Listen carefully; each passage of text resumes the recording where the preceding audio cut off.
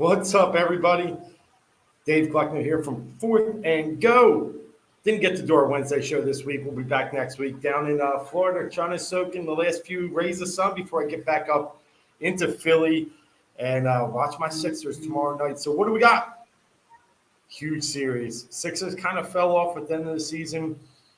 Lost some big games, including 2 to Toronto.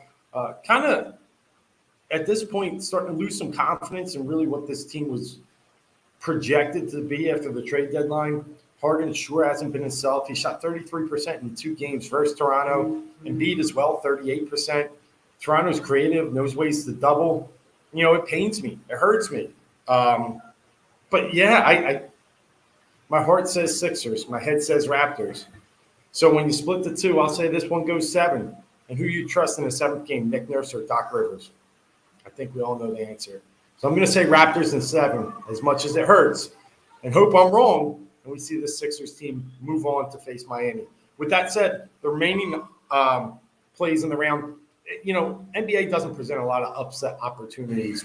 8s don't beat 1s, 7s don't beat 2s. It just doesn't happen much unless you're at some crazy situation. So we're going to sit here. We're going to say Suns in the West roll into 1 seed. Memphis rolls as the 2 seed. 3 seed, Golden State does roll Denver. Denver's good, but I just don't think they have enough supporting cast around Jokic. I know that that's the Suns' weakness down low. Looney plays good deep, but gets in foul trouble quickly.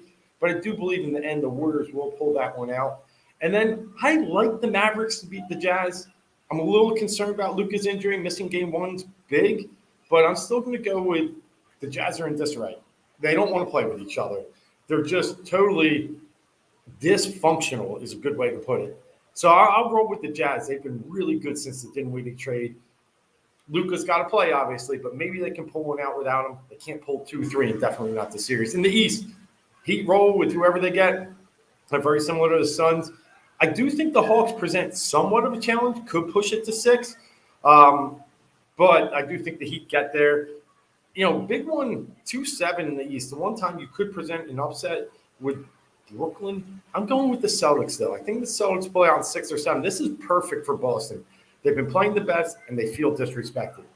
I think that's a good situation for a Boston team. I think they'll find creative ways to really, play good on Durant. And in the end, Irving doesn't want to play in Boston. I just don't think he'll perform well up there, put it that way.